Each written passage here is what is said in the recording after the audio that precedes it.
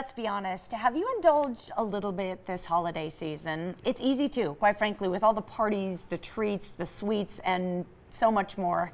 And Christmas is just a few days away, so it's not going away. Well, when it comes to your waistline, heads up, it might be smart to attend those parties and gatherings with a little bit of a plan, a little strategy. Other than duct tape over your mouth, yes, of course.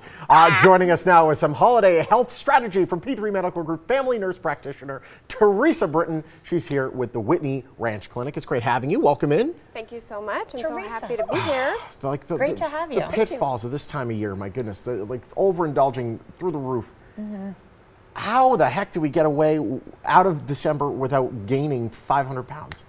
Well, that's a really good question, and we all, I think, struggle with that a little bit. The holidays are a very challenging time to try to maintain healthy eating habits, so it's always important to try to find a balance between eating healthy, eating the desserts, eating all the mashed potatoes on the table, but there are some things that you can do.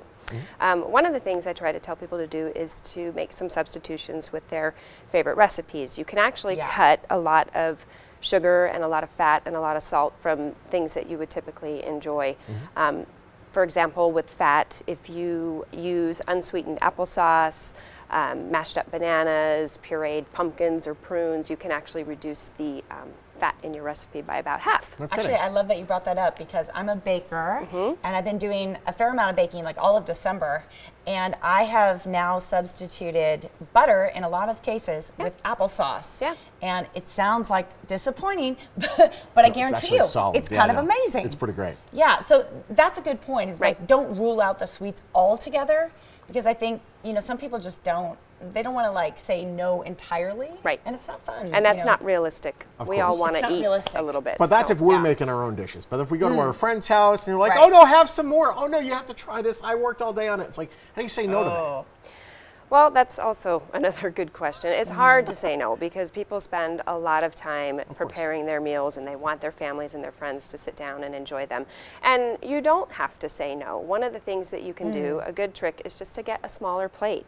Maybe start at the dessert table, not to get all the desserts, but to start with a smaller plate, and you can still fill your plate up with everything, and you're kind of tricking your brain a little bit because you see this full plate, but you're actually eating about 30 to 40% less of what you would normally eat. And then you can compliment the chef and tell him how wonderful everything is. Don't go to the dessert table with a dinner plate. No, don't do Although that. it sounds kind of good. We've all done it. Don't do it. And I would do that. But I love desserts. I agree. Like, there's been times that I can remember offending family in the past. Like, it's stuck with me because I've really been watching, you know, my weight or my figure, and I've been like, no, you know, I don't want any of that. And I think back and I go, you know what? That was actually kind of rude. Maybe just have a tiny bit and fill the rest of your plate with fruit and have a little bit of that pie. So yeah, it's kind of like you said, balance in the beginning. It's a balance, and absolutely. that's a great point. Can we talk about alcohol, because that's a big one for a lot of people during the holidays. If you love alcohol, is there a realistic way to kind of enjoy it in a way that's a little more healthy than what we often do? Well, sure. I mean, we tend to overeat during the holidays, and along with that comes maybe an overconsumption of alcohol. But again, all depends on how political the table got. Yeah, of course. But again, it's not something that you have to eliminate entirely. You can have alcohol, but try to make sure that you're alternating that with a glass of water between your drinks. Or if you want to try to avoid alcohol altogether, there are some non-alcoholic things that you can do. For example, you can take some diet ginger ale along with the fruit juice and maybe put a splash of lemon or orange in it, and then you feel like you're drinking. But you can have a nice little glass, little fruit on there. The other pain is it's not even like, even if you try to avoid all the dinner stuff, you go to work and all of a sudden the leftovers are being brought, or, oh, look what I made. There's like a party every day here. Do you just take all your sick days and vacation days during the holidays? That's what I typically do. There's your answer. There's your answer. Take all your sick time. But no, that's always another very challenging thing. Even if you're trying to be healthy leading up to the holidays, you go to work and there's donuts or there's takeout, or for us, a lot of our patients like to cook us things and show their appreciation. But one thing you can do is make sure you don't go to work hungry.